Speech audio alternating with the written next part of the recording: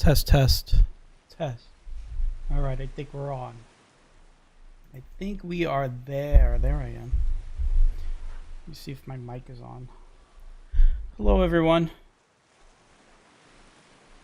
I am still setting up.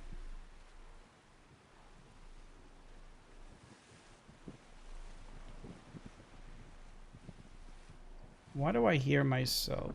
Oh, there you go. I'm hearing an echo because I have something going through the mixer.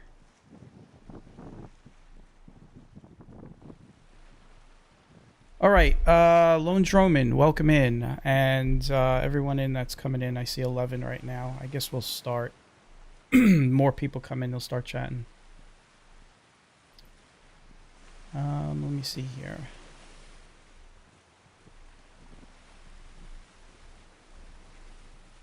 Oh boy, today was a really nice day. It was warm. We're supposed to go into 70 degrees tomorrow here in the New York area. So right now it is. That's what it looks like now. It's gonna rain. We got some rain coming in. Okay, I think I'm ready. 39th Street, and then we also did First Avenue. One second. Let me bring up the route. If I could do it. There we go. 3.5 miles. Actually, 3.5804 if you want to get exact. But we start all the way down here in Kensington. Kensington, Brooklyn, Borough Park, Sunset Park, Industry City. Then we're going to take First Avenue where all the warehouses and the train tracks and the train yard is. And we're going to end it on Pier 4, or well, a lot of people like to call it the 58th Street Pier, the 59th Street Pier. You could take a pick, but it is officially known as Pier 4. The pier itself is like a quarter-mile long. It's a very big pier. I think, yeah, it's bigger than the 69th Street Pier for sure. You could probably fit about 4 69th Street Piers on to Pier 4 easily. You could just see. So yeah, that'll be the route we go. We're going to be going through, most of it's just going to be very like industrial commercial. It's a gritty area. It's known for its elevated crime rate, I guess you could say, at certain times of the day. So we're going to be starting off at Day Hill Road. There'll be some residential. Then we're going to run into a lot of like, it's just be a lot of commercial businesses, garage type stuff. You'll see like auto body stuff, wood shops, metal shops, supermarket. I know there's a couple of supermarkets. And eventually we'll get into Sunset Park, and we will pass by the training facility for the Brooklyn Nets in Industry City. Well, and then we'll take First Avenue all the way down, and that's that. So let's start it. Let me get this up. So yeah, you should see a black screen because it's not ready yet. So let me just get it going, and there we go.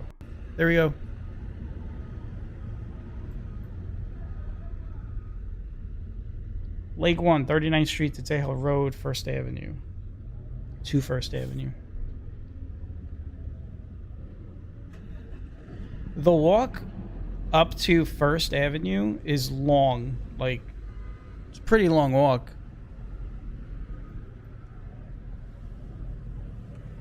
I was only going to just do... What happened was I was going to just do First Avenue. Hi, Ian. How you doing? I was going to do First Avenue, and then when I got to First Avenue, I decided, you know what? Let's keep going.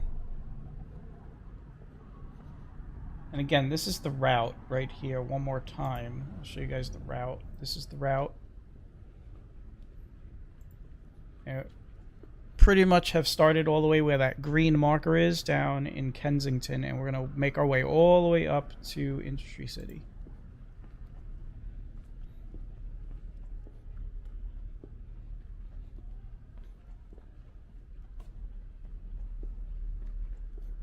I am doing good. It is Friday. We do have some rain coming in. This is what it looked like this morning. It was nice and sunny. It was warm. We have a warm front coming through. Not a cold front, a warm front. It's going to be 70 degrees tomorrow here in New York. So we have rain coming in right now. Here you go. I'll just show you guys real quick. That's what it looks like outside the window. You can see this is a warm front that's going to come through and bring some rain.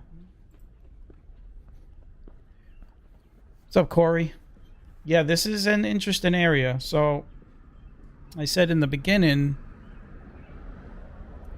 so this first part of the walk is like all residential pretty much.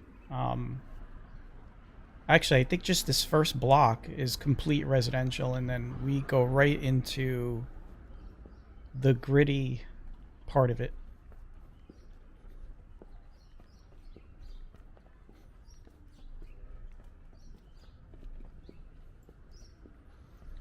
Let me know if my sound levels are good with the video. This is an area that does have a higher crime rate. I like to say an elevated crime rate. Depending on what time of day or time of night.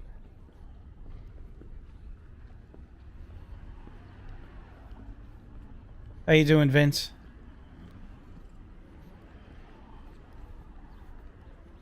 Yeah, it's gonna be warm tomorrow, 70 degrees.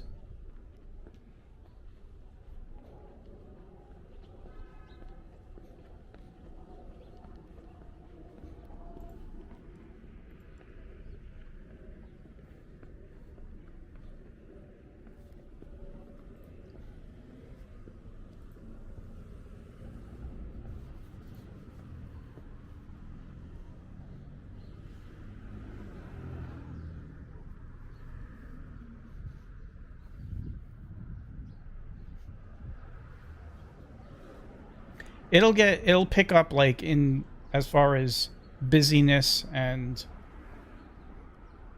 so yeah, right now we're in Borough Park. We started very briefly in Kensington. We were on Day Hill Road, so that, you know, you would consider that Kensington. So we're going to be moving through Borough Park, Sunset Park, Industry City, and we're going to go, when we get to First Avenue, then we're going to go all the way down First Avenue, walk on the train tracks, and we'll get down to Pier 4.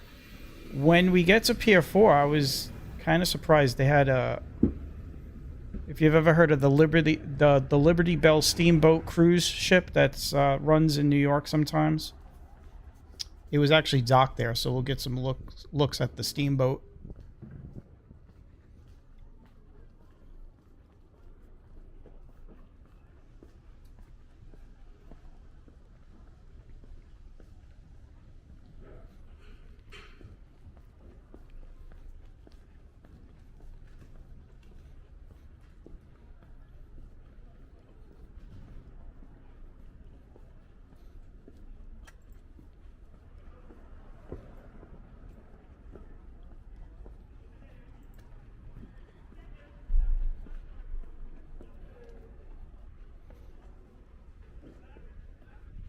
You can see, like, there's just all these businesses. They got all their cars and their trucks up on the sidewalk.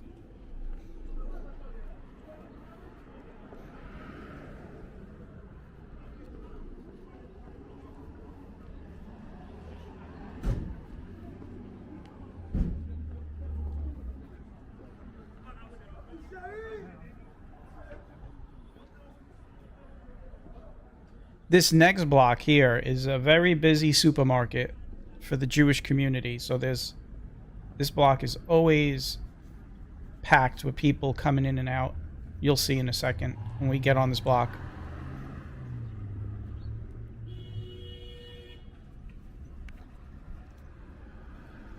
And you know we're in Borough Park when you start hearing car horns blowing all over the place.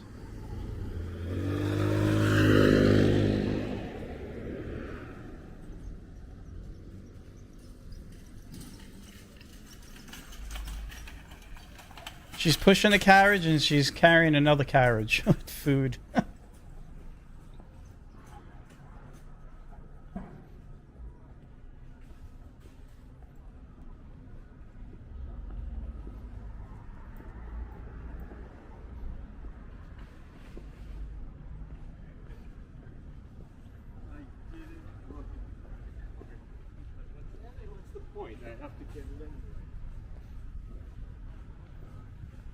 So yeah, this was a walk that I've been wanting to do for a while. I think I almost walked into this guy, right?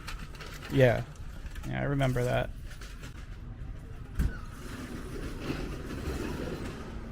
This is a walk I wanted to do for the longest time, but it's pretty, you know, gritty area. Hey Bob, welcome in.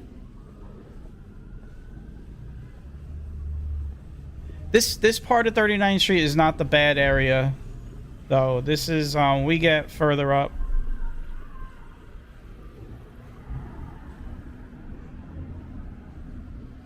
This is the supermarket I was telling you about. Always a lot of people over here.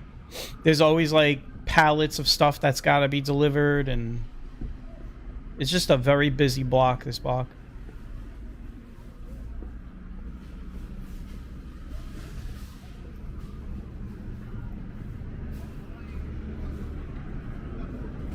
Please help me. I lost everything. I have no idea what you're talking about. This isn't help desk.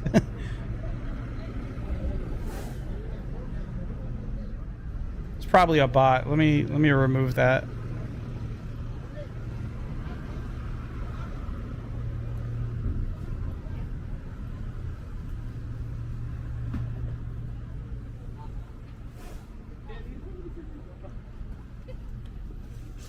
See, I'm like trying to navigate in and out of all these people.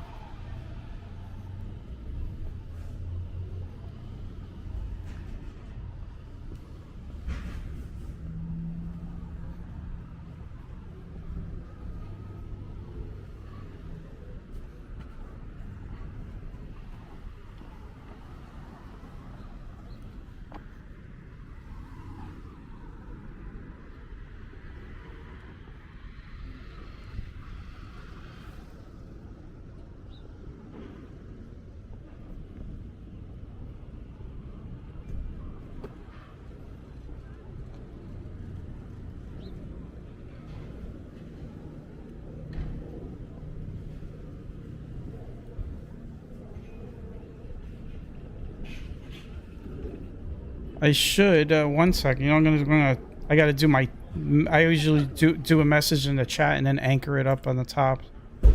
We are walking.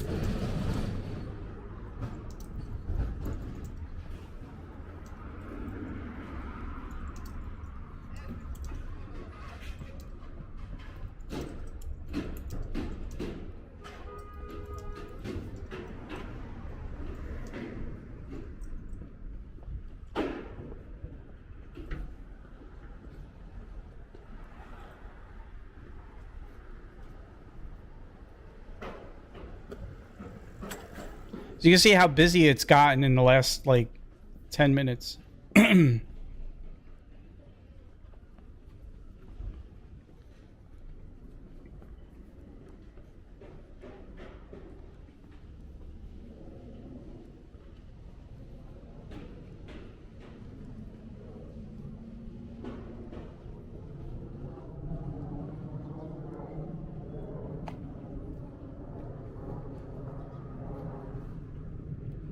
So some of the row houses on this block, every once in a while you will see like a residential part of the street, but it's mostly industrial and stuff. When we get further down, there's actually some interesting homes that I passed. There was this one house you'll see later that is just way back from the sidewalk, and it's in great condition too. That's the other thing that really caught my eye. That's like further up. I think that's up by like 5th or 4th Avenue.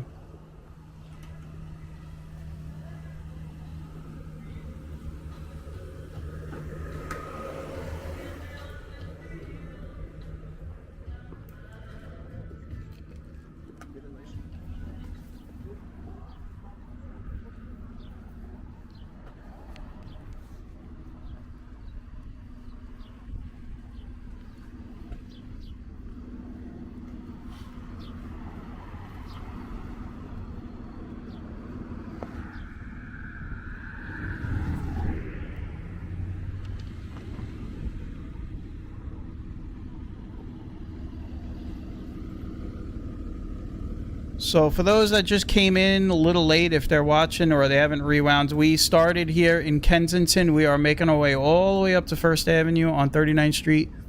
We're in this area now. We've pretty much got to here. We are over here.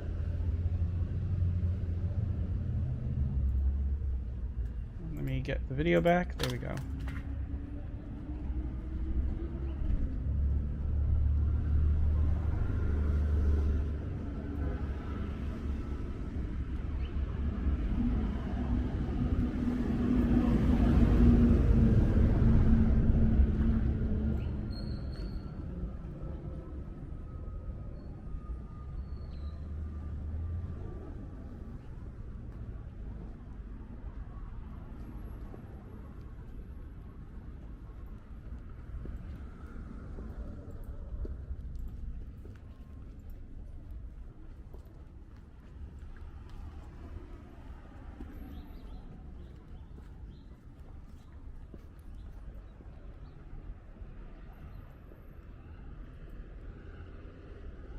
Where did you get that emoji? I have no idea what you're talking about.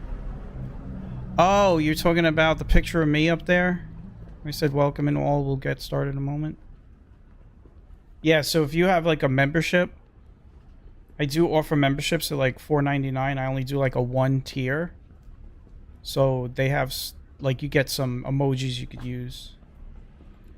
These are the emojis you could use at the moment if you get a membership. Right there. There's a picture of me, the Brooklyn Bridge, the Wonder Wheel, and the Verrazano Bridge.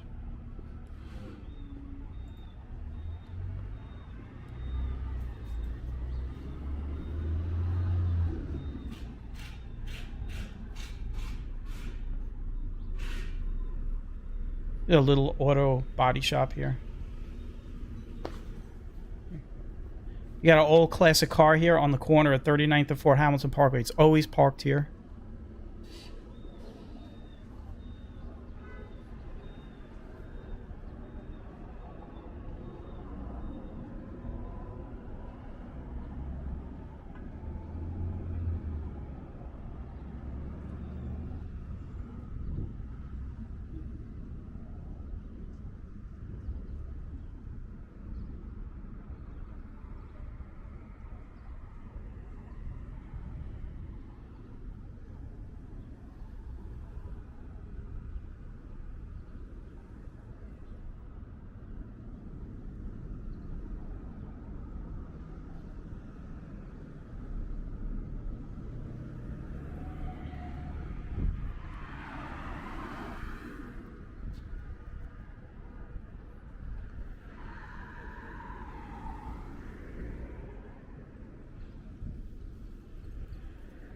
A lot of bikes today. I passed a lot of bikes and mopeds today.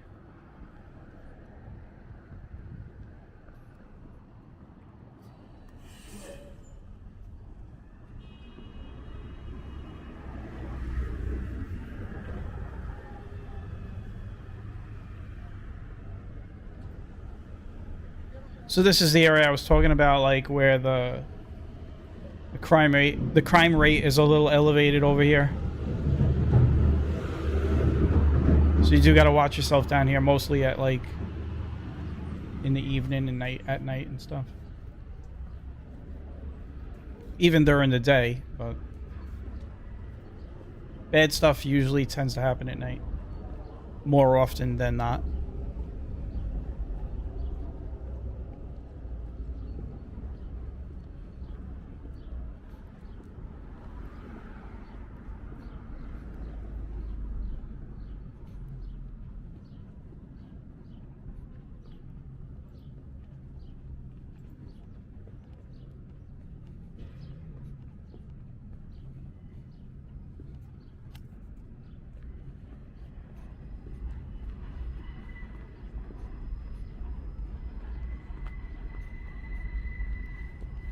So you got a train coming out of 9th Avenue, going onto the elevated tracks.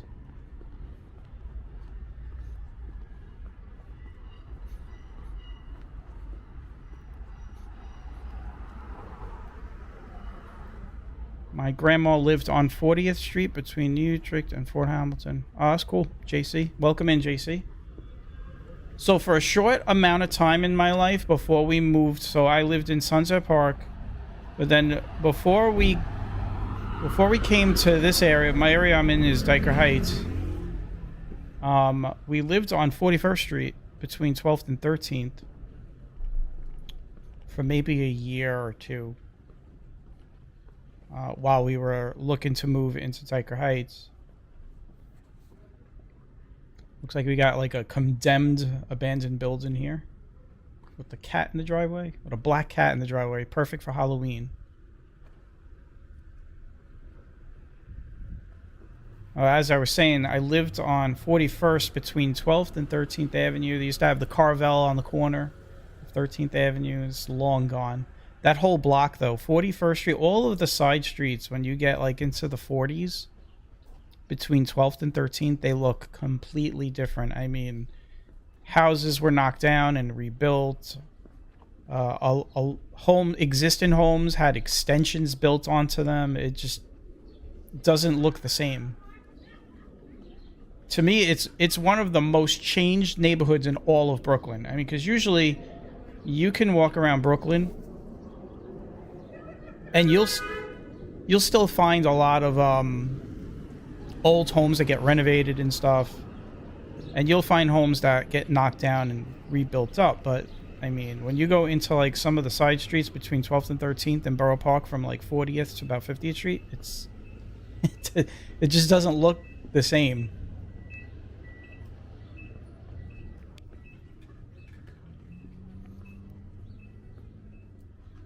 This is the Old Bay cement mixer. I was a kid. I watched them build that. That thing's been standing since 1981. I remember when they built this whole thing out. My father used to take me here to watch the construction workers build this area. Nowadays, it's like, you know, just all auto body and stuff like that. It was a cement place up until, I want to say, 15 years ago. Could be wrong. A few years here and there, but now it's an auto body shop.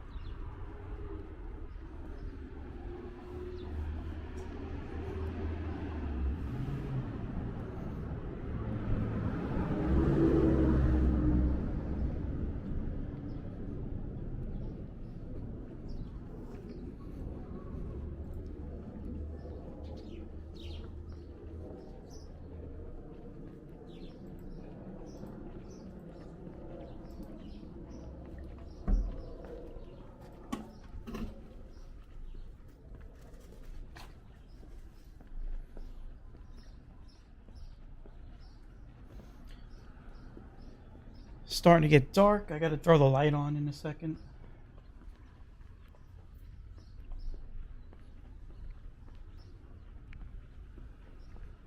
Actually, let me do it now.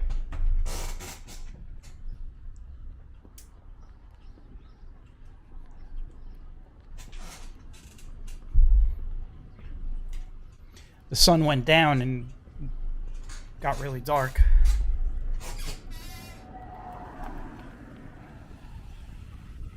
So the 9th Avenue train station. We were just over here like last week when we did New Utrecht Avenue. We left the train station over here.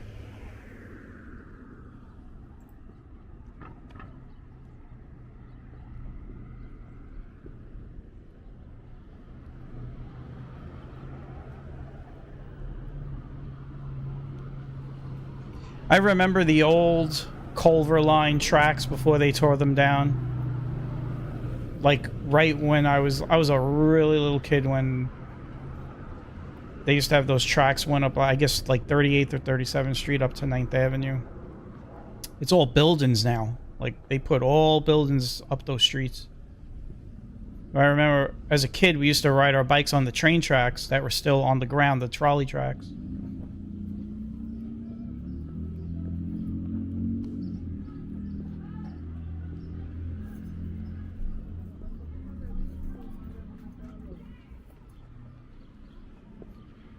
I was talking about, by the way, the Culver shuttle that used to run from, these two were arguing. I don't know what was going on. But the Culver shuttle, I used to run from the F line up to 9th Avenue, lower level.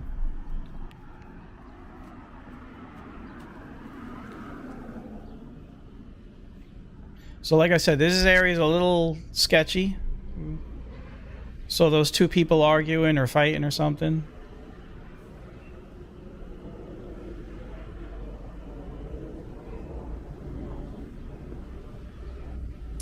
I'll bring up the map. This is where we are. Where I think we just passed 9th Avenue. So we are... This is the 9th Avenue train track. We started all the way down in Kensington, down here. And we've made it all the way up here. We're pretty much halfway done with 39th Street.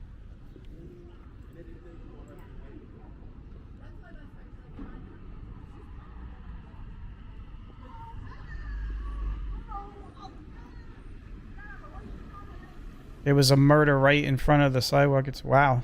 Sounds yeah, the thing about Brooklyn is like Brooklyn is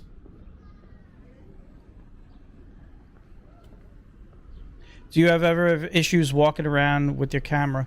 So let me what I was going to say is welcome in New York's worst drivers.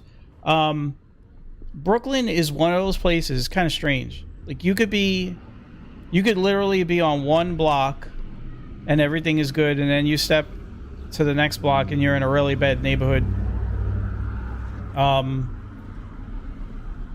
So you gotta watch, you know, when you're in Brooklyn, because sometimes you don't even realize where you are, you know, because everything is so connected. All the streets are just transitions one block to another. As far as any issues walking around with my camera, there's been a couple of issues I've had. Nothing too crazy. This is 8th Avenue. This is the dead end. This is right over that wall is the train tracks for the transit line. This is where I used to live most of my life. This area right here was extremely bad when I was a kid. It was probably one of the worst neighborhoods in the country. It's not as bad as it used to be, but it still has issues.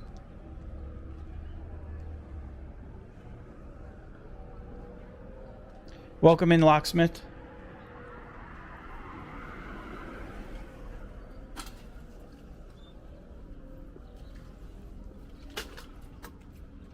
And the other thing is, like, we're walking up a pretty long uphill right now, so I can feel gravity pulling me the other way. It's hard to tell in the camera, but the camera's actually going. It's like this way. It's like almost like this way.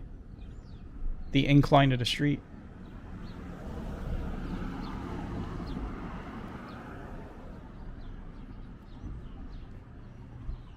Los Romeros Tire Shop.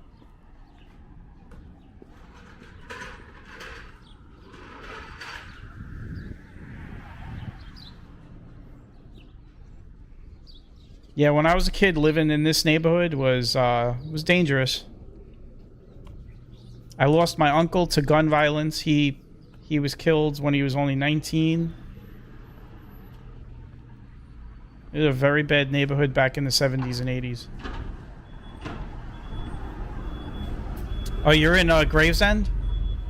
Yeah, I'm not too far from you.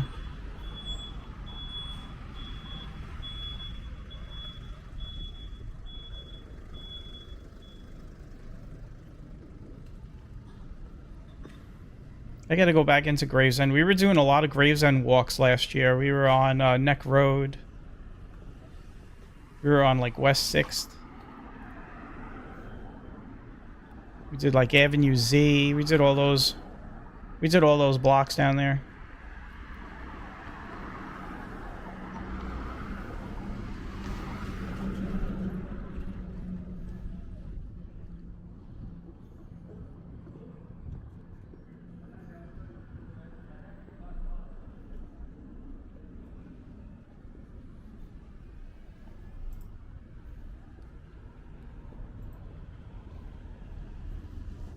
No, I didn't attend St. Catherine's. I I went to PS 169.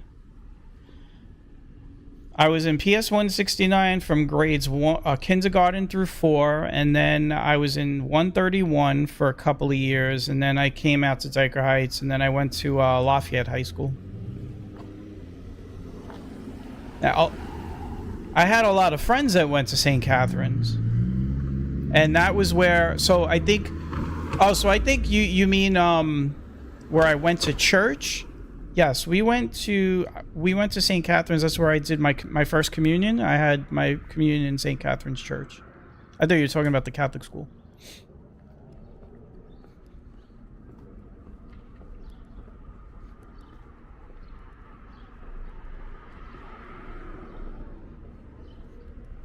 But I did have a lot of friends that went to the Catholic school.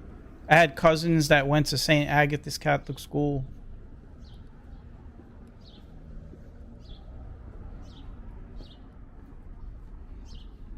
This is what I was telling you. You get these small homes that are still... These are really old homes that are still on 39th Street untouched.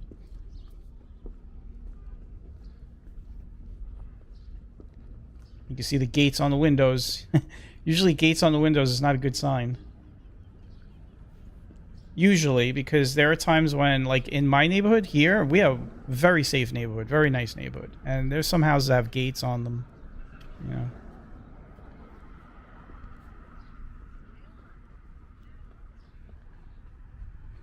The Little Apple.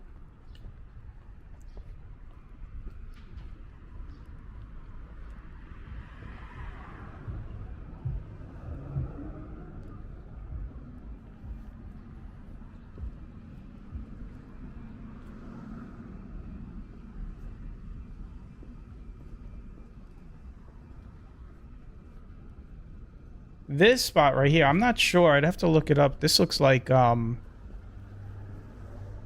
this looks like some like city housing or something like that. Hey Itchy, how you doing, man?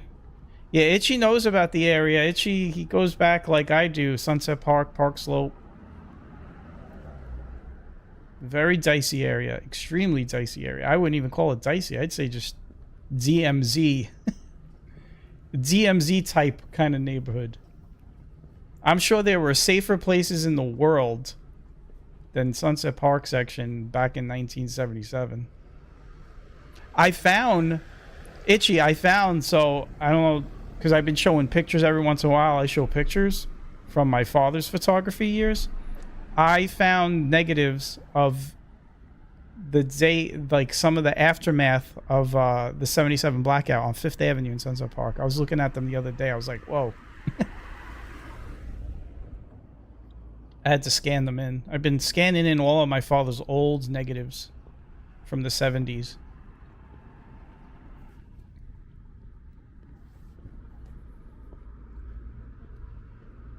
Well, and we're passing 6th Avenue now. You can see Sunset Park over there.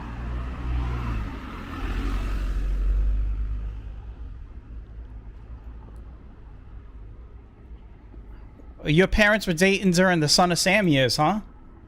Very dangerous time to go dating and to go out on a date in New York City.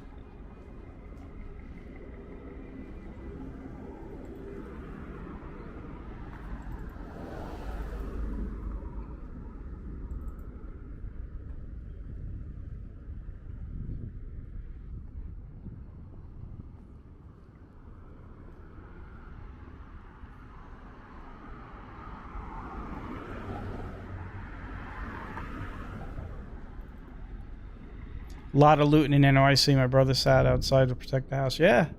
This is the house I was telling you about. Look at this house. It's like perfect condition too. It's all the way back there.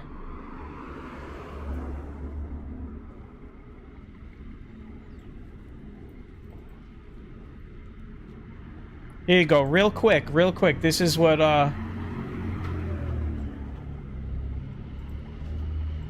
this is what 5th Avenue and Sunset Park looked like back in the day. You see everything's boarded up and knocked down. It looked really bad.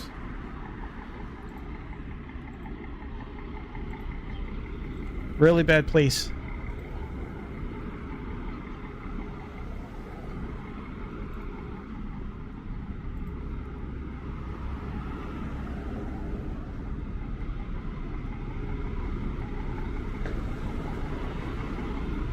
You weren't even what?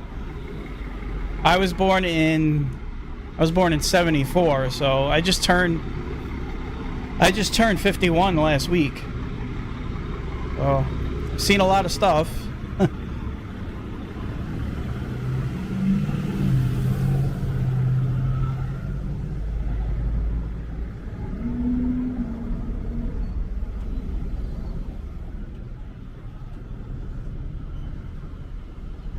I think this is 5th Avenue right here.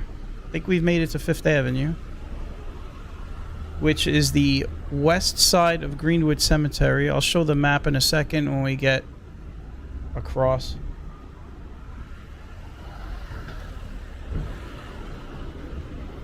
That's not my dad. That's not me and my dad. That's but I'll tell you a story. My father used to carry me like that all over Sunset Park. And so it reminds me of me and my father, so that's why I keep that banner up. I love that banner. That is a picture, that banner picture on my channel. That was got a little cat in the bag there.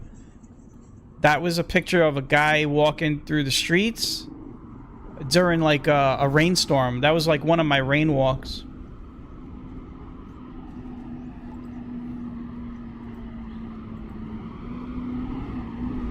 Hold on a second.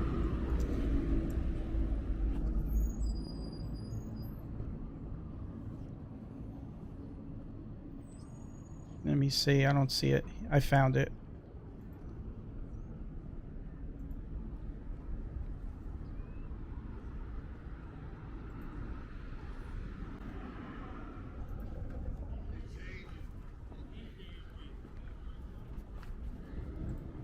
Yeah, there's I have a video called Walking in Rain Park Slope, Brooklyn.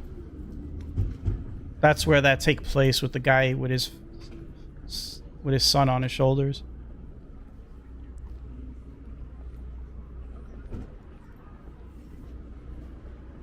Yeah, that's a still from the video from that walk, from the Park Slope walk. This is the link, so later on you could check it out. That's the video I'm talking about.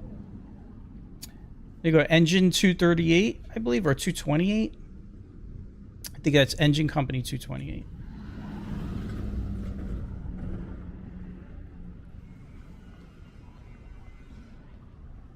But that link I just threw in the chat room, you can look at that later on. That's the walk I did, that way you see that guy with his son on First Street walking by.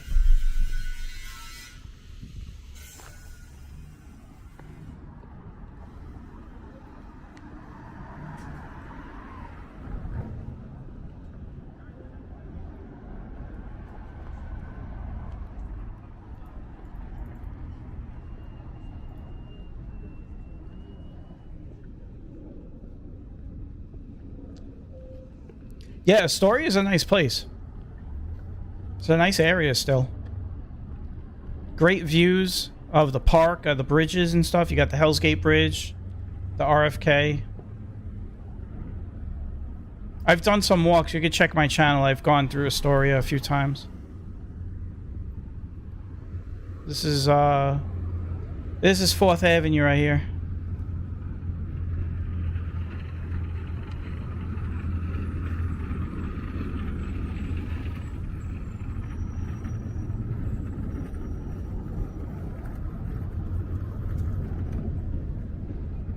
Now, this area is really, really sketchy.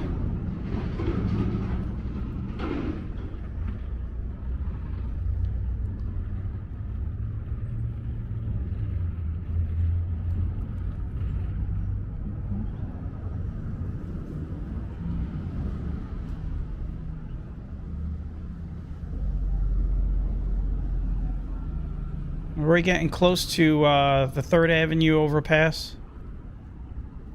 Gowanus. You can see more of these small homes that are still here. You can see like they just stand out because they're so small, you know. It's like they don't belong here.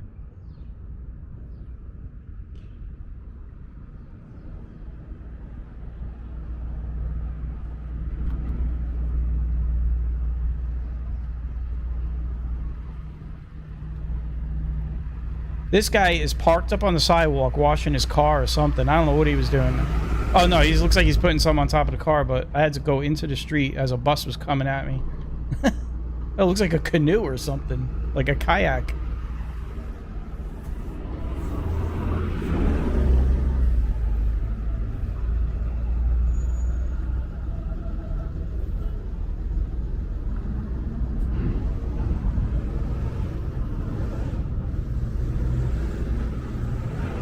Oh, really? I avoided congestion pricing by parking on East 68th and First in the city and walked to where I had my delivery on East First. I'll tell you what, I would take a train into the city, like my major train, the D, and then I would walk to work, like instead of taking a connecting train. So if I worked all the way down on 3rd Avenue, I would just get off at Rockefeller Center and walk all the way down to 3rd Avenue. This is the Gowanus Expressway above, and this is 3rd Avenue below. Another area we did some walking. All of these avenues that we've passed through, I've walked all of these on the channel.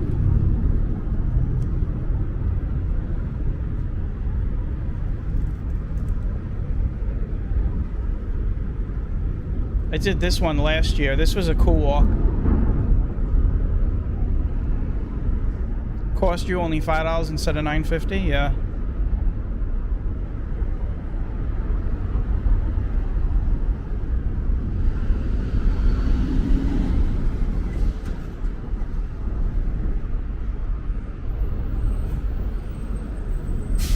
So this bus stops in front of me. I decide to cross, and then this girl crosses, and she gets beeped at by the bus.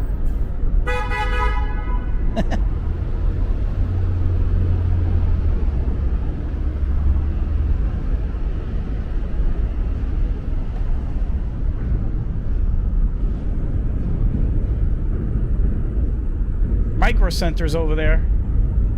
If you guys ever order computer parts from Micro Center, there it is right there, that first building over there. And Costco is over here. Costco's right there if you look. There it is. So you got Costco and Micro Center.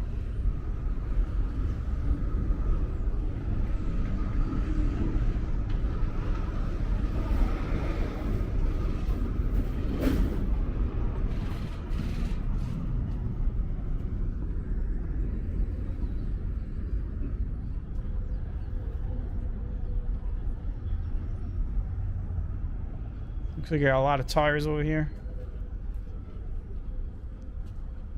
Tire shop.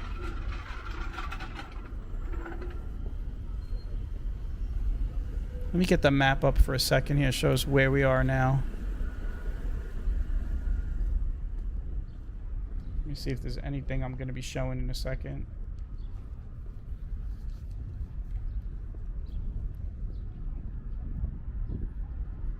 So cars coming off the Gowanus. So we're in this area right here. So that's the Gowanus ramp coming off. That's what we're looking at right now. And we're about to get over to we're in Industry City now. We're out of Sunset Park. So we're about to get to First Avenue and make that turn.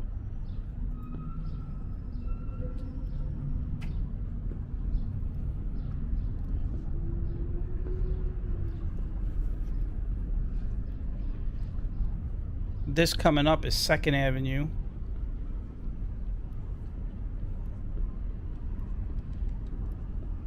Yeah, I graduated from Lafayette. Yeah, I know about all the famous people. A lot of famous people graduated from there. I didn't know Jeffrey Epstein went there. That's news to me. I definitely know Sandy Koufax. John Franco, the pitcher for the Mets, he was like a on and off coach for the baseball team. Just to see him during the 90s coming over to the ball field to talk to the high school players and stuff. Definitely Danny, yeah. So this is Industry City here. This is actually the training facility, the practice facility for the Brooklyn Nets. See, it says training center with the Brooklyn Nets logo up there.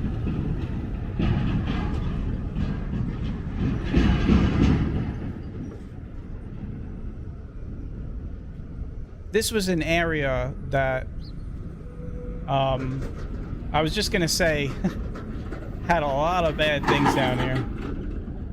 Peep shows, street joints, drugs.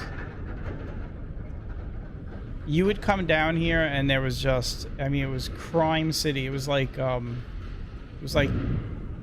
Gotham back in the 70s and 80s.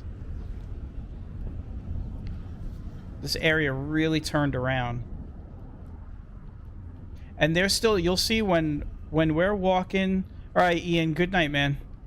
Have a good one. Thanks for stopping by. When we get onto First Avenue, they're doing a lot of development. Like, they're still creating more areas for people to go. You'll see, like, when we get on First Avenue, there's a lot of construction going on.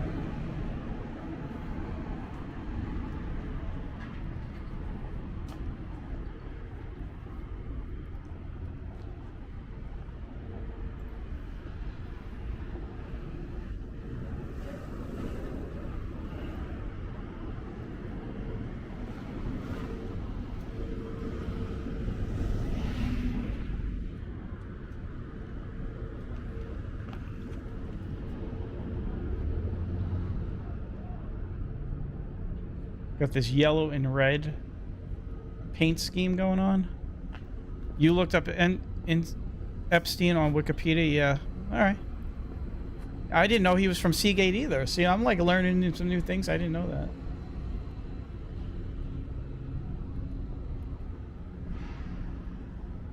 So this is First Avenue. We're going to turn here. To my right is the train tracks that come out of the 36th Street yard. They still run trains. You can actually see a train car right there, that red train car.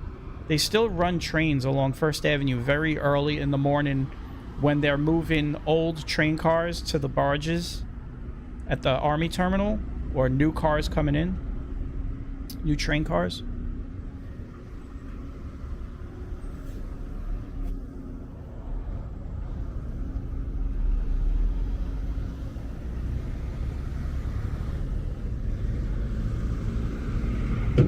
Graduating class of 69. Welcome in, Joan. Thanks for coming in. So you can see these are the train tracks that are still active. You won't see trains, though, during the day ever on First Avenue. Usually, you have to be down here at around like 4 or 5 in the morning, or like overnight you'll see them. See the trains come through here.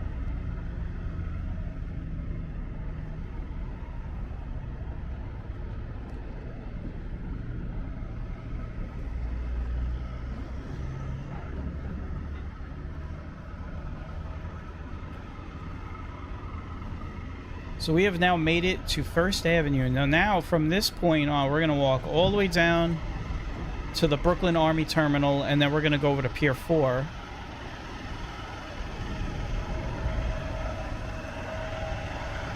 And when we get to Pier 4, there's a steamboat docked over there.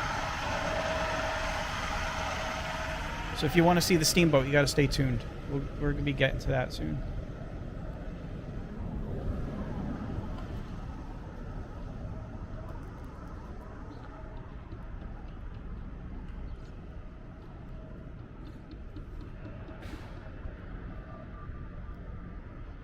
You can see all the train tracks still go into all these terminals.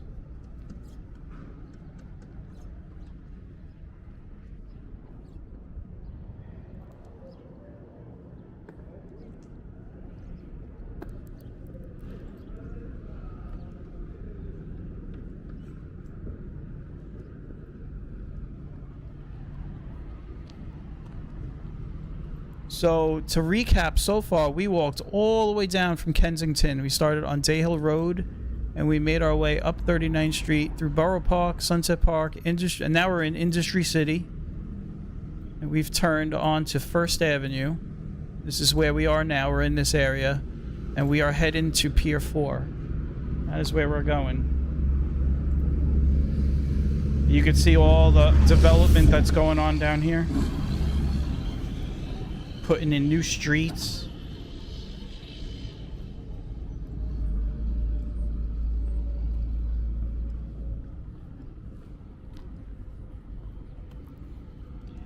Yeah, Itchy, we're gonna be going to Pier 4.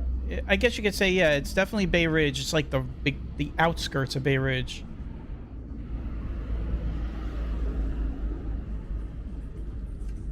Pier 4, a lot of people, like, I call Pier 4 the 59th Street Pier. Even though you walk up 58th Street and you kind of, you got to walk up 58th and then come this way. Pier 4 is lined up with 59th Street, so a lot of people call it the 59th Street Pier. But yeah, it's officially known as Pier 4. And then, of course, you got the 69th Street Pier. You see, this is another street that they're going to be building. So you can see all this construction they're doing.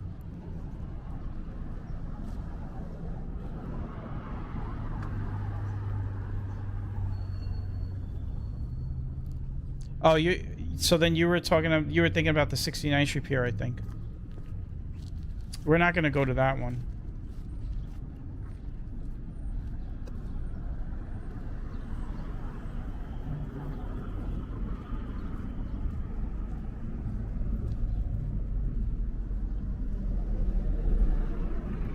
Yeah, if you look on the map here, this is Pier 4 here, and then you got the 69th Street Pier over here. That's the 69th Street Pier right down there.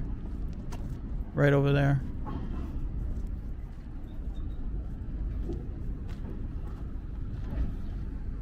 More construction, more development going on. Eventually, in a few years, this will all be opened up to the public.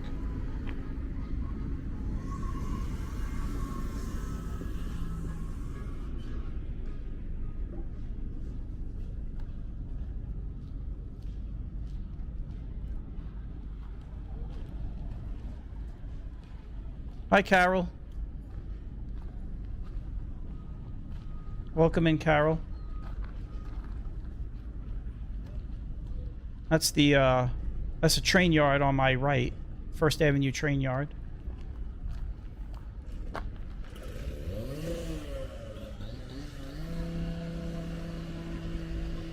Yeah, the 59th Street Pier, or Pier 4, it's actually been around for a while, but it's one of those piers that nobody really knows about. That's where everybody gets the ferry over there. They got the ferries and the cruise ships. Not the cruise ships, but the smaller cruise ships go over there. You'll see when we get there. There's a couple of cruise boats there. There's a big steamboat there when we get there. And then you have the 69th Street Pier, which since 2003 they call it the Veterans Memorial Pier, but it's always known as the 69th Street Pier.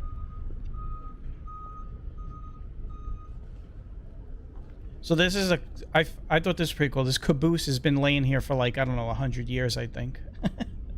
That's a caboose. Just sitting there on the track.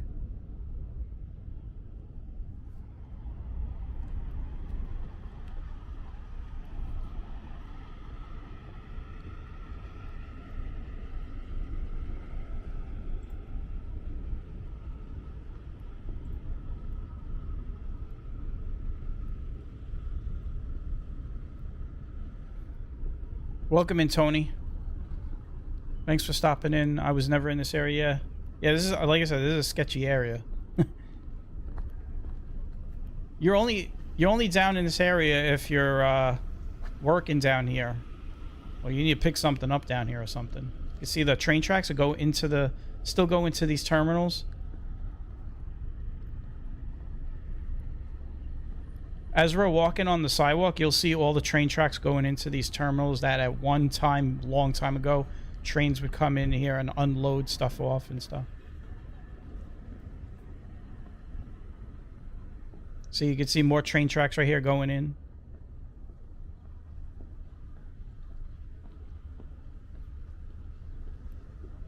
Yeah, very industrial in the day, sketchy at night.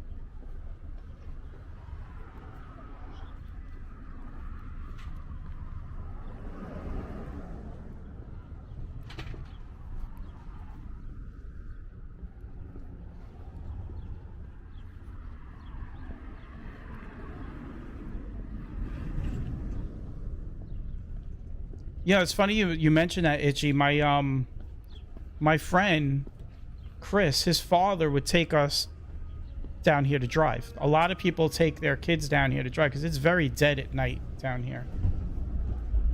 Once you get like around 6, 7 o'clock, there's nothing down here. There's no traffic down here. Nobody's really down here.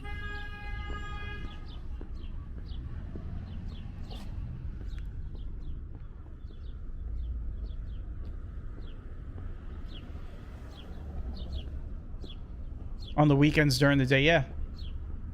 Even here, it's dead now. I mean, the only noticeable thing is the traffic, really. First Avenue is pretty much a bleed, what I call a bleed road for Second Avenue, because Second Avenue is pretty busy. So a lot of cars will come up to First Avenue to kind of bypass Second Avenue if there's like a traffic jam or something.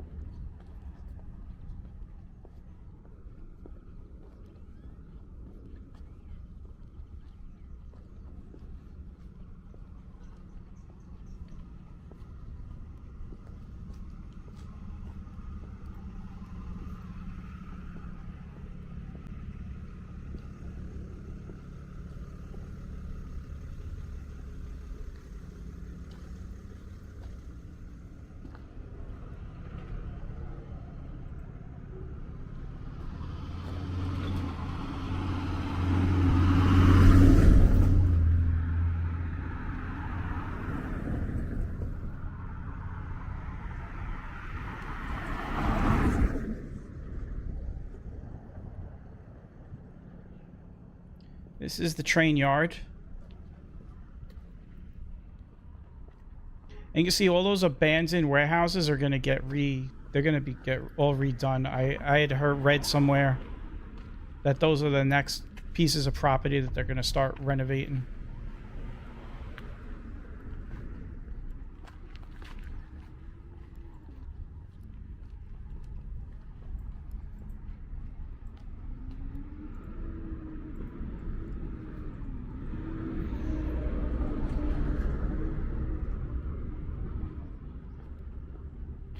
Are they planning apartments for over by... Yeah. Well, I don't know if it's going to be apartments, but definitely businesses. They've put a lot of businesses in a lot of these buildings down by the water.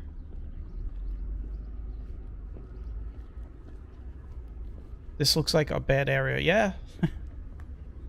You could say that.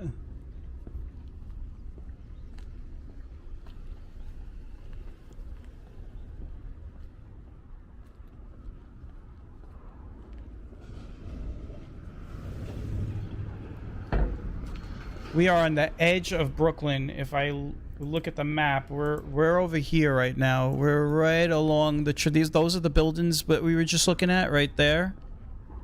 This is the train yard. We're in this area right here.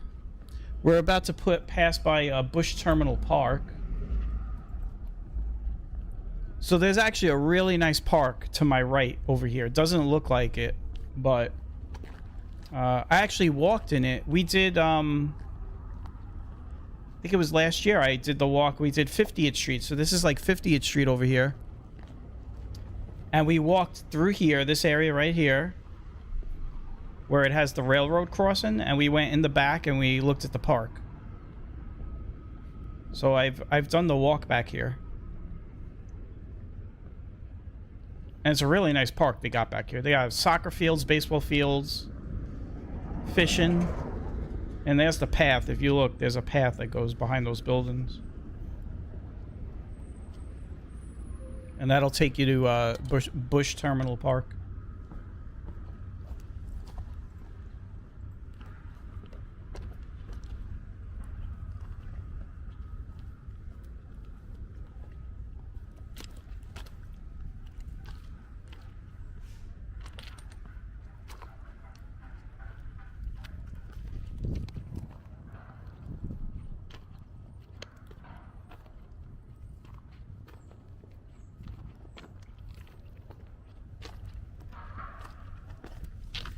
Well, Jim, they have, concealed carry is allowed here in New York. You just can't, you know, carry them out, like, show them off and stuff, but, you can do concealed carry. It's expensive, though. The application to do a concealed carry here in New York is something like... You can see, those are the plows that they put on the sanitation trucks when it snows. I was saying, I think the application is like $400 or so. Something. It's expensive.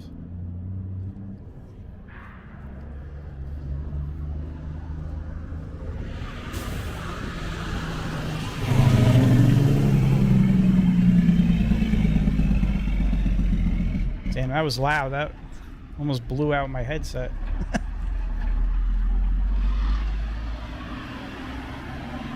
This right here on my right is one of the big sanitation depots. Department of Sanitation garages.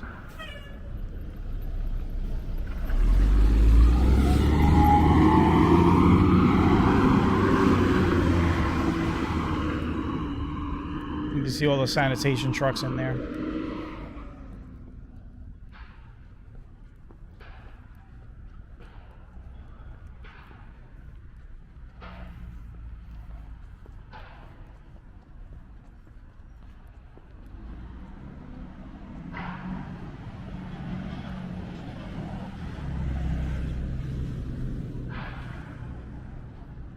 Yeah, let me, real quick, so...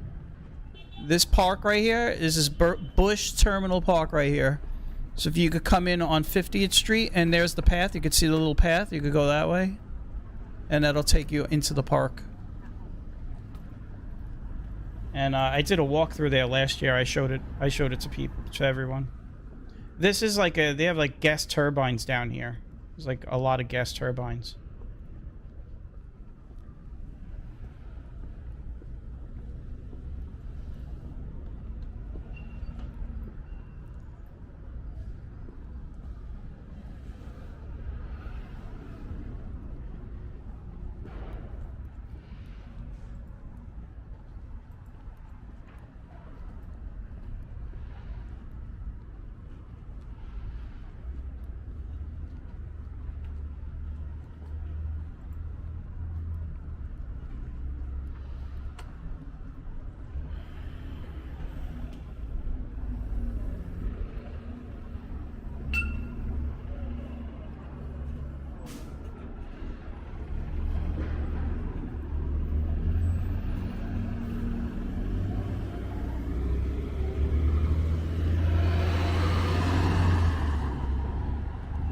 In Arizona, it's the law. You can carry open or concealed. Yeah, there's a few... Well, there's a lot of states that let you do that.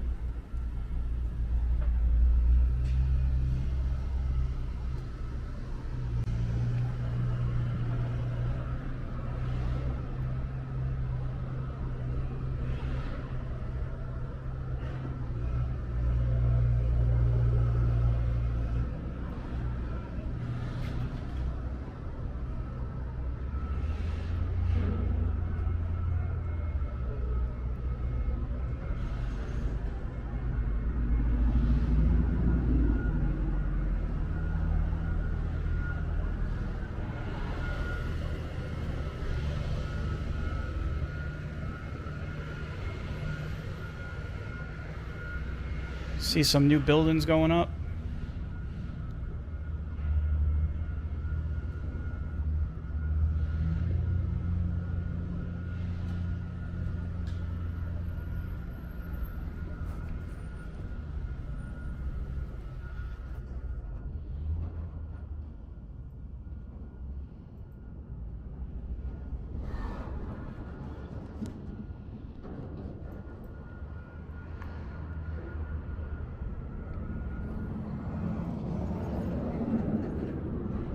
So we are about to get into this area here, onto the pier.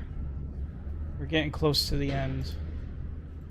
There's a steamboat called the Liberty Bell. I'm actually going to look it up here, because I was reading about it.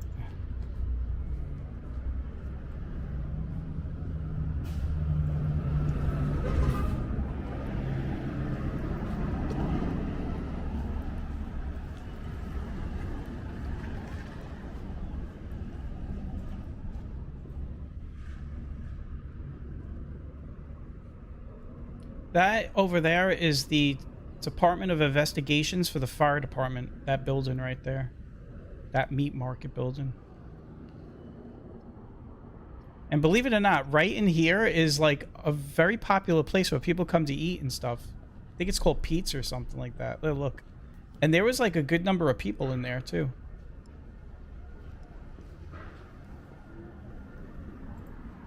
Doesn't look like the most welcoming place to come get something to eat, but I've heard they do pretty well down there.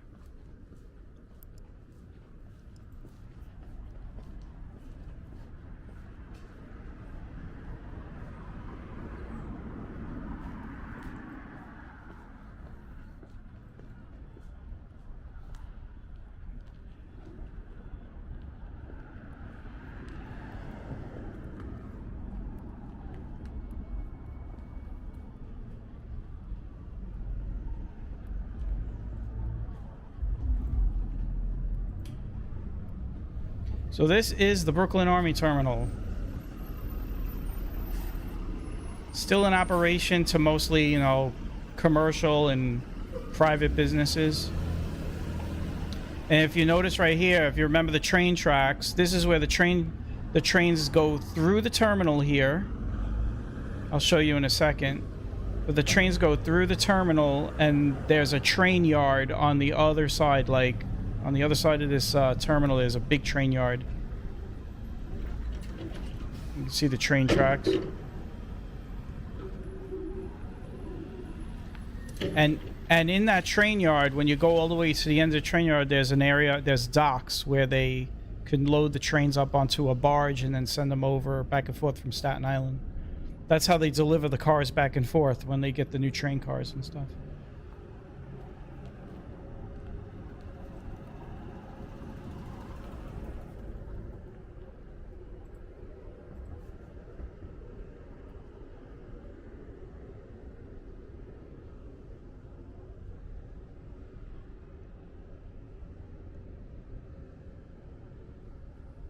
See, these old stacks are still around with the old style lampposts. Those lampposts, look at those curved lampposts. They go back a way back.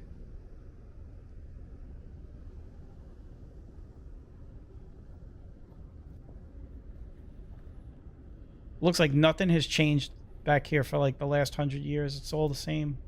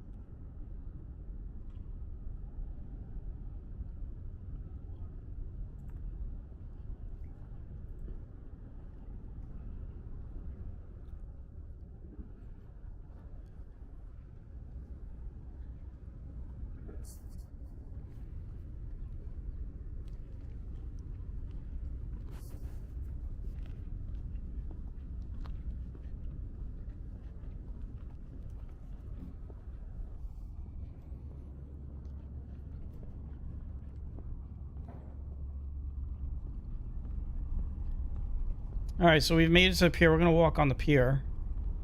Pretty big pier. It's 1/4 of a mile long. I was saying this earlier. You could fit, if you've ever been on the 69th Street Pier, you could fit 4 of those piers on top of this pier. That's how big this pier is. It's a pretty big pier. And we're gonna walk all the way to the other end. You can see the steamboat that's over there.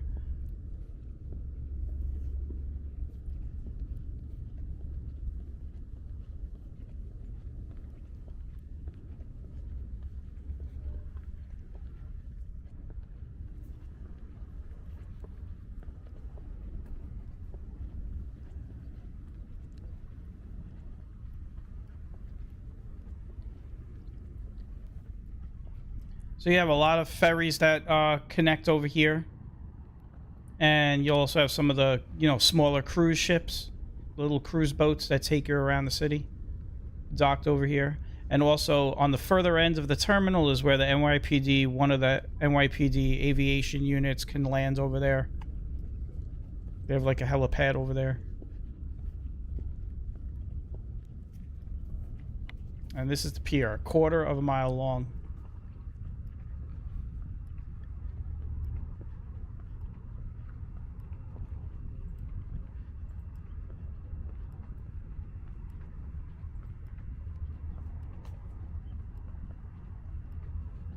Pier 4.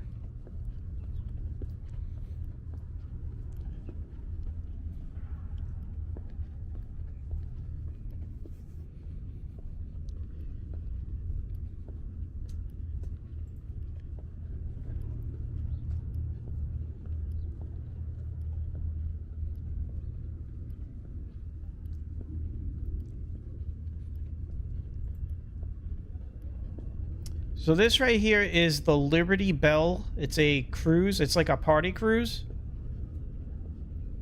And I got some information about it. It has a max capacity of 600 passengers and has seats for up to 300 passengers. It has 4 levels with 3 enclosed levels. It has 4 outdoor decks. It has 4 fully stocked service bars.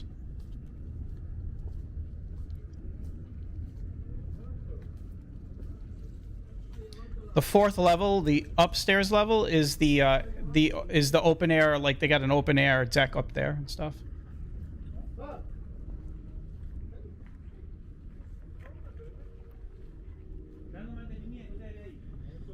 And according to their website, this steamboat is a Coast Guard certified vessel, so they are allowed to operate under steam.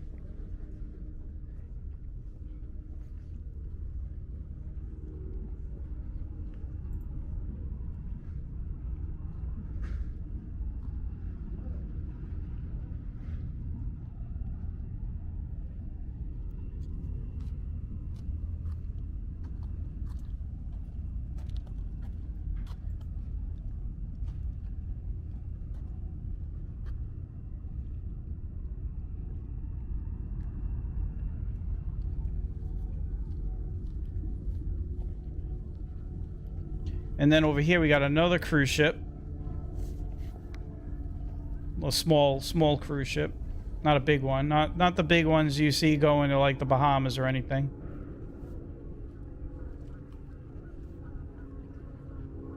So it's got 3. It looks like it's got like 4 levels. 1, 2, 3, and 4, yeah.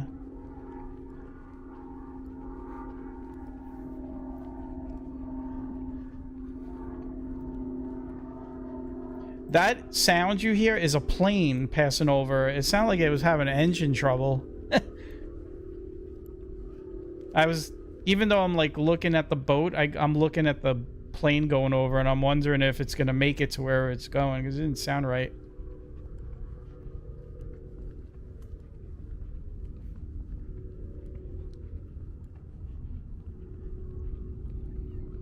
There goes the New York City skyline.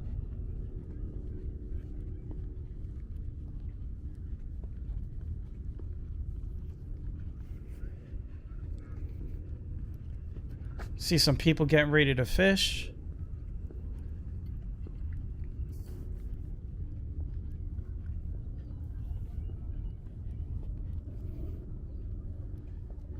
You can hear a little bit of winds going through my microphone. That's that roar sound.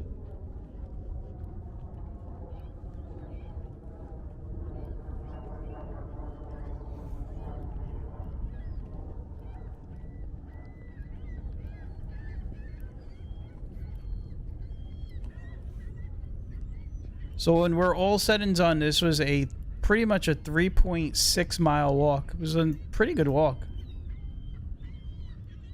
Off camera, I walked a total of like 7-8 miles today.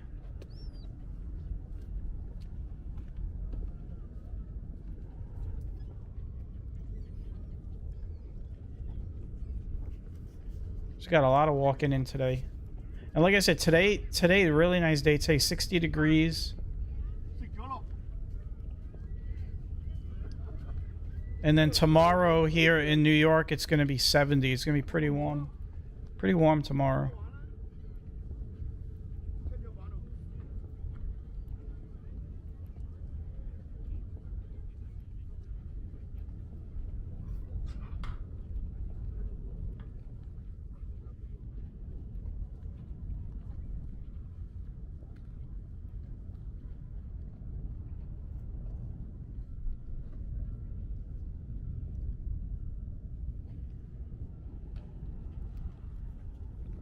You see the Statue of Liberty out there to the left, where that boat is.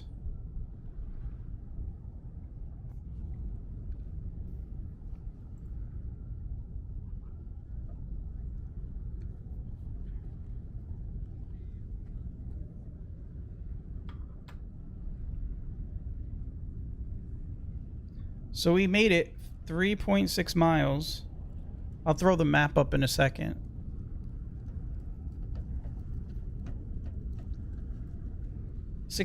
Pier is somewhere over there on the other side. Can't see it.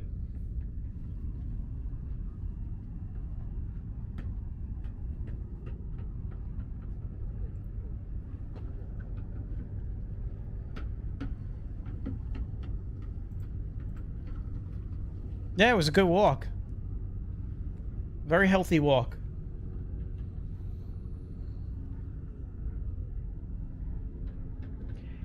It felt longer. The walk felt longer for some reason. When I mapped it out, I'm going to pull the map up in a second.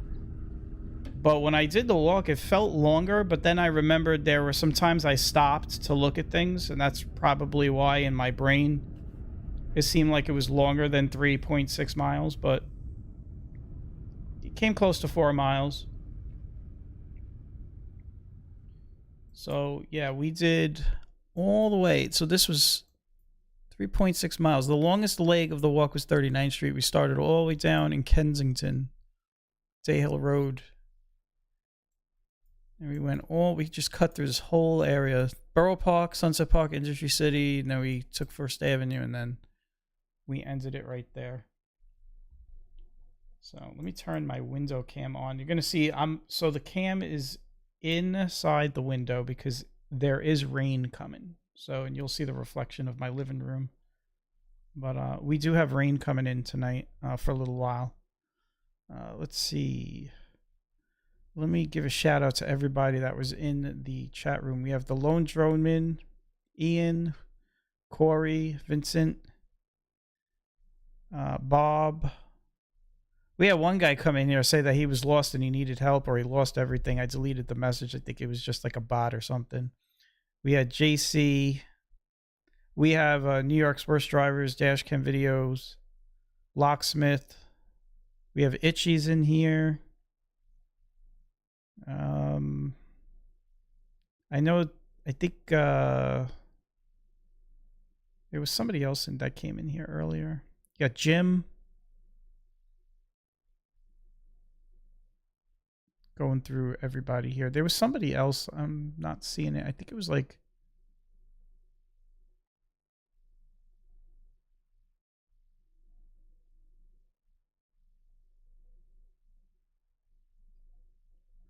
Well, pretty much got everybody. If I forgot you, Carol's in here. That's what I remember. Carol came in here. She's watching. Tony came in.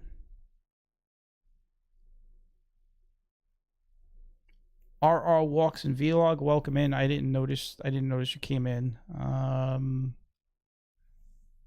Coney Island is way south of here. I'll bring up the map of from this point right here, from where we were.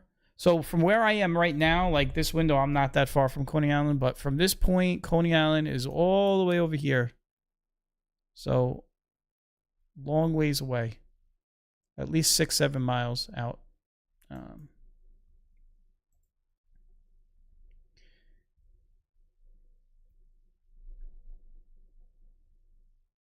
What is my longest recorded walk? That would be So that would be I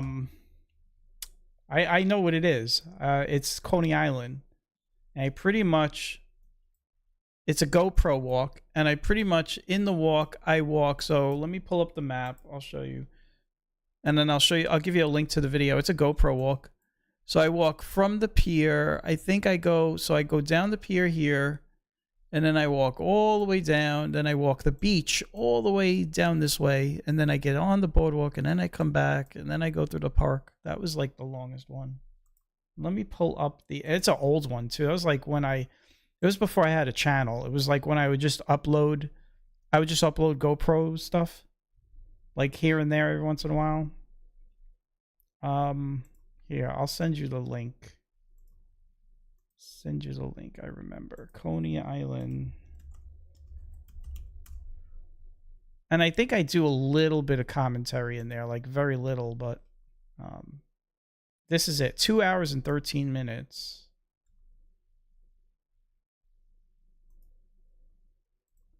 So there you go. That's the longest walk I've ever done, like with the camera or anything. Thing is, I'm gonna start doing a lot of I normally walk much longer than this. The reason why I wasn't doing long recorded walks because I notice and it's just normal, right? It's even me as a person. Like if somebody posted something like 2-3 hours of walking, I mean, I'm not gonna sit and watch 2 hours and 3 hours of it. So that's why most of my walks are generally around an hour. I find that an hour to an hour and 15 minutes is the sweet spot before people start, like moving around or getting away from the screen and stuff. But I find that the lives that I do sitting at my desk here and the recorded ones, I find that those are actually probably better format to do long walks because I could sit here and I could interact with everybody for a long period of time. So we'll probably do long walks, but I could walk far. I mean, I've walked I'll show you my longest. So the longest walk I ever did actually was not in New York City, believe it or not. The longest walk I ever did was in San Francisco. And this was years ago. I'm going to bring up the map of San Francisco and I will show you how long that walk was. I mean, it was a crazy walk. It was 17 miles. That is the longest walk I've ever done. That was back in 2015. So hold on a second. Here's the map. I got to really think about where I was. Now, I was there during the World Series that year. And let me see if I could remember.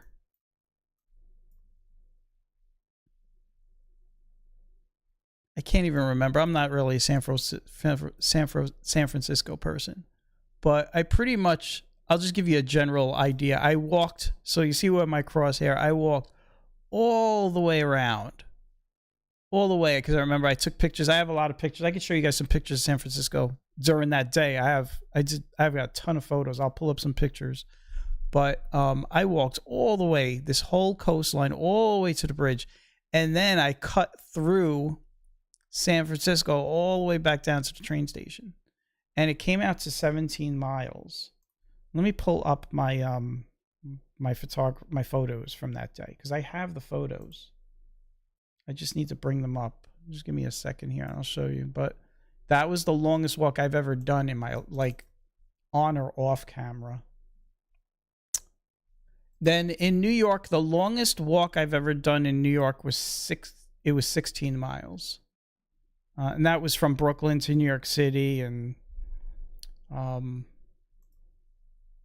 here we go. Places, San Francisco. So let me switch over. So these are my pictures. So these are pictures from that 17-mile walk where I started at AT&T Park. Because I was there for the World Series. It was a business trip, so we had tickets to go to the World Series that night. There was I think it was I can't remember what game it was. They wound up winning the series that year at AT&T Park. But you could see, these are some of the pictures I took.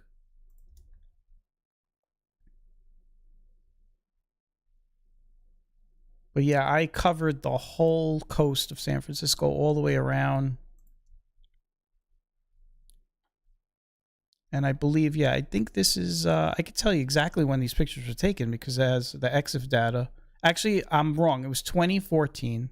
For those of you that are probably watching the replay and saying, oh, the Giants weren't in the World Series in 2015. It was 2014.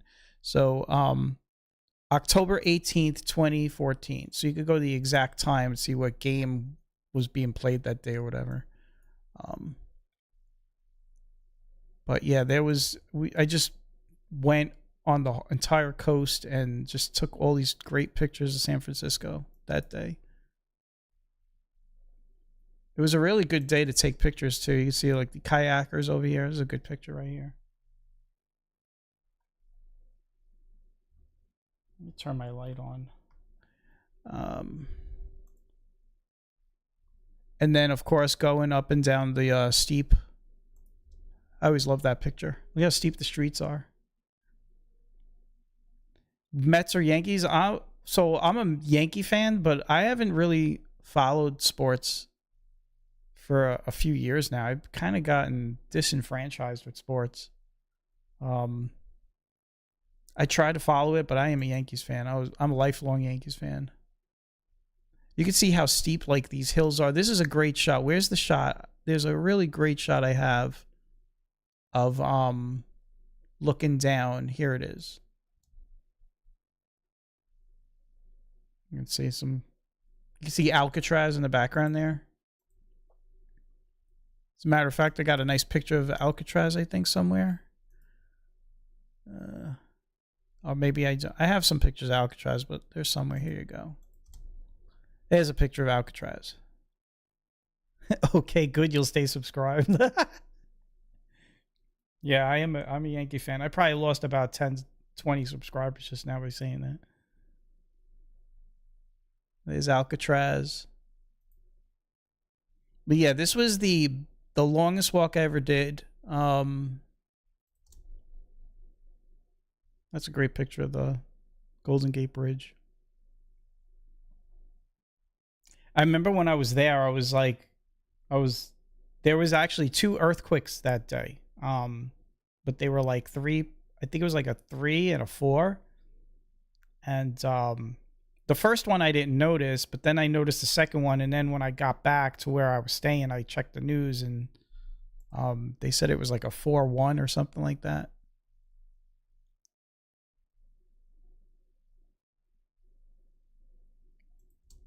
So yeah, you can see some great pictures of you can see some motion, stop motion here. You can see.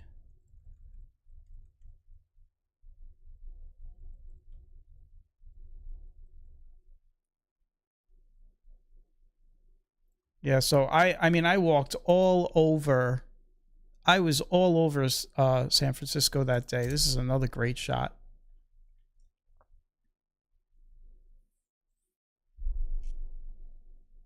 But yeah, this is the longest walk I've ever done. 17 miles. I'll tell you, I'm going to be honest with you, when I got back to the train station, you got to remember now, this is 2014.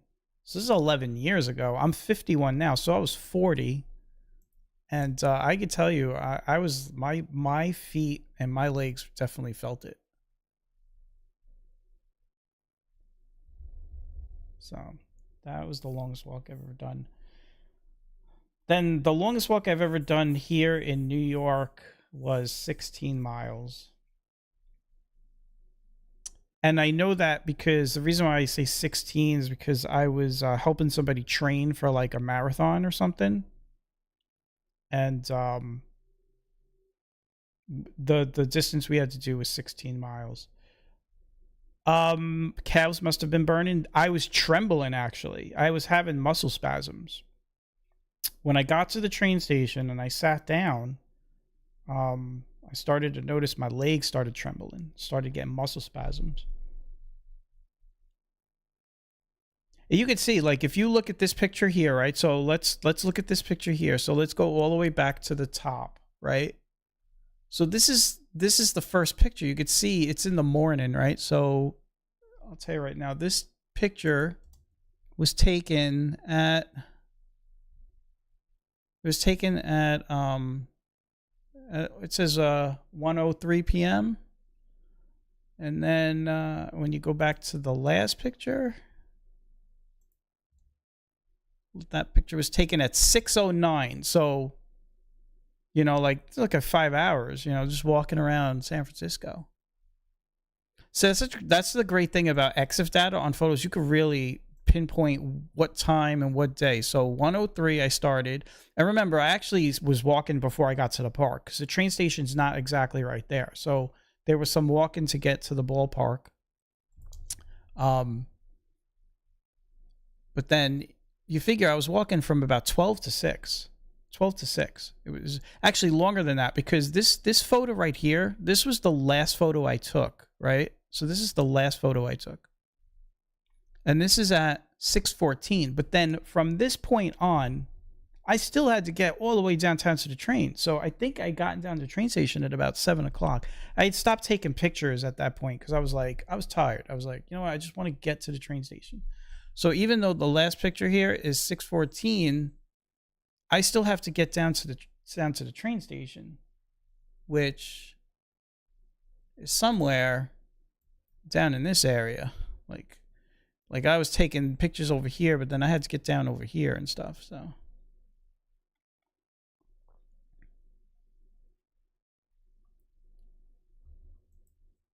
yeah. I'm 62 and I walked 2 miles yesterday with 2 bags of groceries. That's good though. Listen, 2 miles. If I tell people all the time, and a lot of people ask me, let me turn my light off so there's not that much reflection. I got my camera inside the window because it is raining a little bit outside. I tell people all the time, like, you don't even have to really go far if you live in like a city or something. You could just walk the streets in your neighborhood, like you could do. I usually do like a time thing, right? I tell people try like a time, right? So generally people will walk around 2.5 to 3.5 miles per hour, right? So if you go walking for an hour, you know, you could do 30 minutes in one direction, 30 minutes back. That should be around 2 miles, 2 to 3. My pace is around 3.5 miles per hour. So even if you don't go far, you could stay in your general vicinity, your general neighborhood, and you could still get some mileage. So that's why I always tell people, explore your neighborhood. I mean, when I first started doing this with the GoPro years ago, I used to do it like once a week, and I started walking down streets that I'd never gone down before, and you start to see homes and houses that you've never seen before. You start to see things that you didn't know about. So it's always good to, like, you don't even have to go far. You could stay in the general vicinity of where you live, but then you could be like me and you could start just pick like an avenue, and just go from there. If I were to show you let me see if I could pull up the walk that I did in New York. That was like 16 miles. I can't even remember. Let me go back on the map. The 16-mile walk I did in New York. Let me transition over. By the way, this is the walk we just did. If anybody just came in, you could catch the replay. That's the one we just did. That was 3.5 miles. I think I started here at the bridge. I'm going to do it again soon. I'll probably do it like next week maybe. I walked all the way down 4th Avenue, went all the way past Atlantic Terminal. We went over the bridge, and then I think we had went down over to the Western Highway, and then we came around this way, and then we went around this way. It was like 16 miles. It was crazy. It was a crazy walk. It was years ago. I want to say 2012, 2013. Generally nowadays, I generally stay at around, like today I walked easily 10 miles, 10 or 11 miles. So I'll generally stay between 8 and 12 miles. If I want to go past 12 miles, I could definitely do it. Will they ever make the Verrazano walkable? No, because they would lose a lot of money doing that. That is the only reason that they will not put a walk-in or a bike path over the Verrazano. They give all these reasons. They say, oh, it's dangerous, or they don't have the room. If you've ever been up on the Verrazano Bridge, there is plenty of room to put a walk-in or a bike path up there. Plenty of room. The 3 lanes on the Verrazano Bridge, they're actually spaced out. So even though if a car is in a lane, there's a ton of space between the other lanes. And then on either side of the lanes, there's already a space for, maintenance and stuff like that. So the minute they put a bike lane over there or a walk-in lane, I mean, a lot of people just walk over the bridge and not pay the toll. And just to give you an idea, people already do that. What they do is they'll take the bus over. I see this all the time. So my sister lives out in Staten Island. What they'll do is they will park their car whatever side they're on that they got to go to. So say a lot of people from Staten Island, they travel into Brooklyn to work, or they get the R train, right? So I see a lot of people, they'll do, I'll bring up a map here and show you. They will take their, let me get this. They usually will park their car in this area, and then they'll get on the bus, and they will take the bus over to 95th Street to get the train. And that beats the toll right there. So you already got people beating the toll by just taking the bus over for like $2.75 or whatever. Because the toll on the bridge, I think, is like $20. I think it's like $10 each way or something like that. So, but no, I just don't see it. I really don't. There's been so many times where people have advocated to get a walk-in lane over the bridge, and it just never happens. I just don't think I'll ever see it in my lifetime. Maybe, I don't know, maybe 10, 20 years down the road. I don't know. And you got all this congestion pricing going on in the city, which is kind of ridiculous. I know that we got New York's worst driver's dash cam was in here talking about how he has to park and then walk to work just to beat the congestion pricing. So it's kind of crazy. But yeah, a lot of people do that. They'll take the bus in to get to the R train to go into the city or whatever. And a lot of people say, well, why not take the express bus? Well, again, a lot of people, it's cheaper to take a regular bus and then the train. So the express buses, I think, are like $7 or $8 or something. So my niece, she works in the city. She takes one of the express buses. I thought they stopped that. What, the buses? What are you talking about? What did they stop?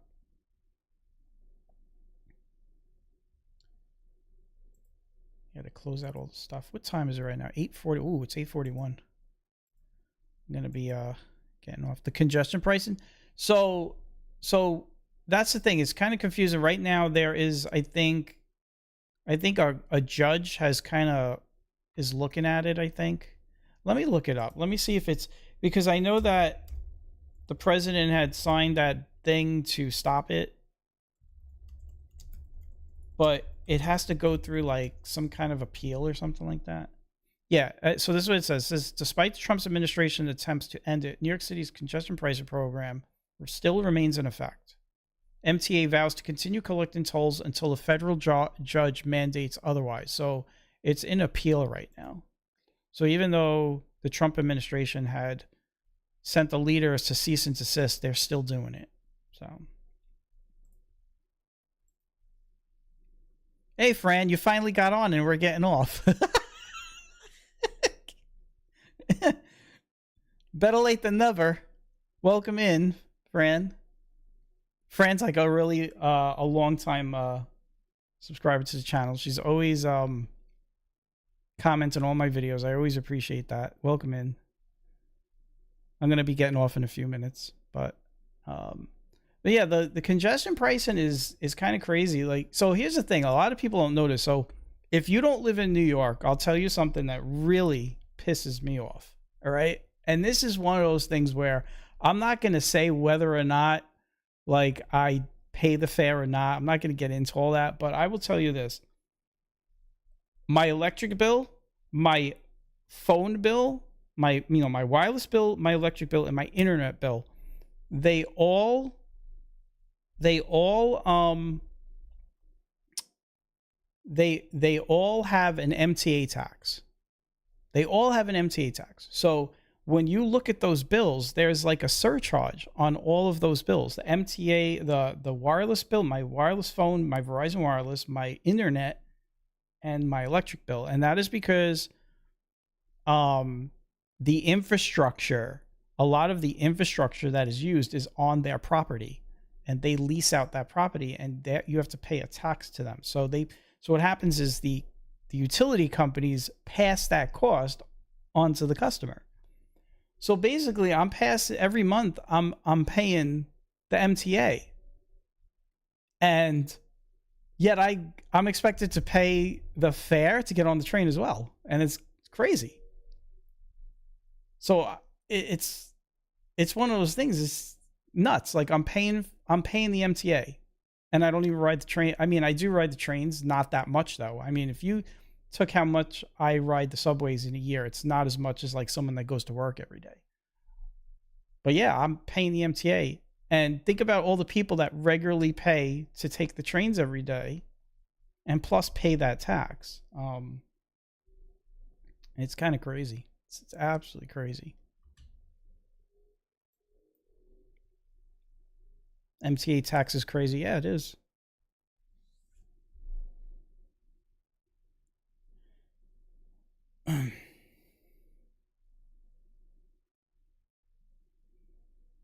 So we are looking out my window. So we finished the walk. It is raining. I am going to start getting out of here. I want to thank everybody that came in tonight. We did 39th Street.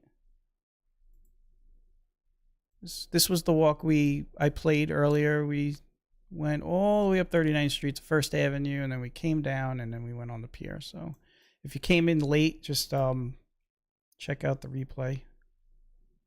So my brother-in-law still works for the MTA. He's about to retire. He's also in maintenance. He's about to retire in a couple of years.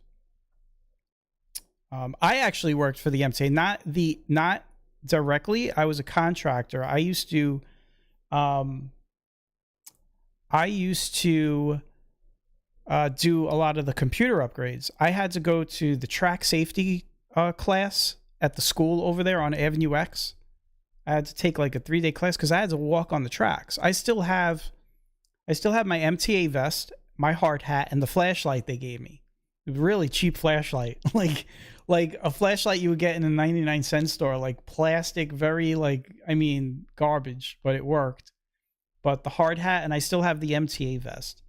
And I had to I would go into the Coney Island Yard, and I would get off on Stowell Avenue, and I would walk the tracks into all those facility buildings that are in the yard, because they had all the computer systems, and I would have to upgrade the systems. This was a long time ago. I want to say this is going back. Oh yeah, I had the boots too. You had to have the boots and all that. Yeah. Well, here's the interesting thing. The rubber boots, since we were contractors, we didn't get those. We had to have our own. And they had a list of approved footwear that you could wear on the tracks. So you had to go, when we went to the track school, they checked your boots, and I had good boots or whatever, so I didn't have to buy any. But some of the guys that got the job had to buy them, because when you're a contractor, they don't get the boots for you, and they don't allow you to ride the trains for free most of the time. It depends on the hours. But this is going way back. This is going back 2006, 2007. We used to walk the tracks, but wasn't empty. Listen, when I was a kid, we used to walk. I'll show you on the map. Hold on. I'll show you. Actually, I'll pull up. Let me pull up a satellite map to show you where we used to go as kids. I shouldn't be showing people this. But, 1 second here. Let me see if I could bring this up here. Now we're getting into like a rabbit's hole. 1 second.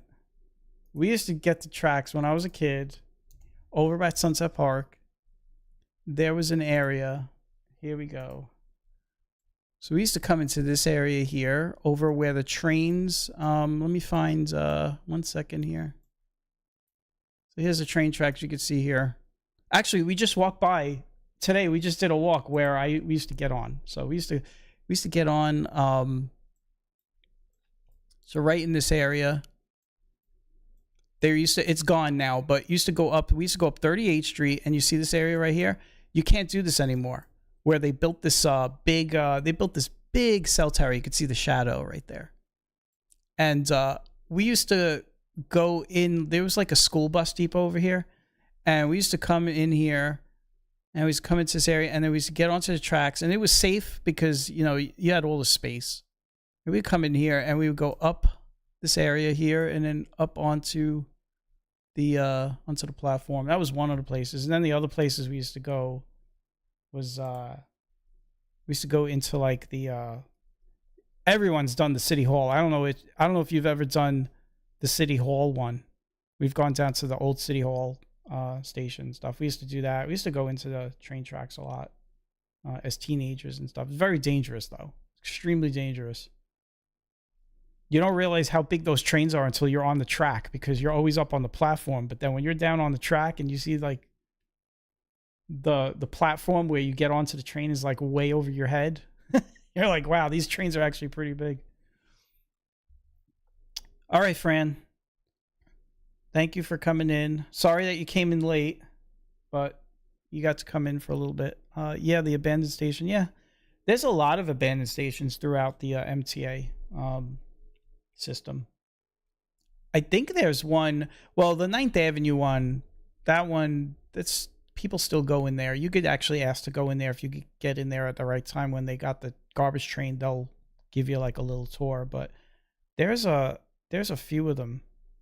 I got like a track book that has all of the listings of the abandoned stations and stuff. So there's the one, I don't know if there's one in 42nd Street. I want to say there is, but I don't know. It's been a while. It's been a long time. Yeah, there's a lot of them. I can take my headset off. All right, so I'm definitely getting off now because it's a little late. I got to get something to eat. But I want to thank everybody that came in tonight. And if you just came in, you could rewind and watch the replay. But I will be back with another live at some point. It's the end of the month, so I'm going to take a little bit of a break. I think April starts on I'm looking at it. Tuesday is April 1st. April 2nd, the channel actually turns 2. This channel turns 2 on April 2nd. Only 2 years. So I'm thinking tomorrow is going to be nice. It's going to be like it's going to be around 70, 75 degrees. So I'll probably record some walks, but I'm probably not going to upload anything until next week. So I'll probably take a little break from YouTube for the next few days, because we had a really big month. March was like a crazy month. We had a lot of people come into the channel this month, so I'll probably take a break for a few days. But I will see all of you again soon, eventually. Stay tuned for more uploads. I do my normal video 4K walks, and then we've been doing these for like the last month. These are live ones. Somebody had asked me, am I going to do the air traffic control again? Yeah. People like when I do the camera out the window and I do the air traffic control with the map and the radio comms. So I'll probably do that one day. I'll probably just throw it on and let people hang out in the chat room or something like that. But for everybody that came in, I hope everyone has a great weekend.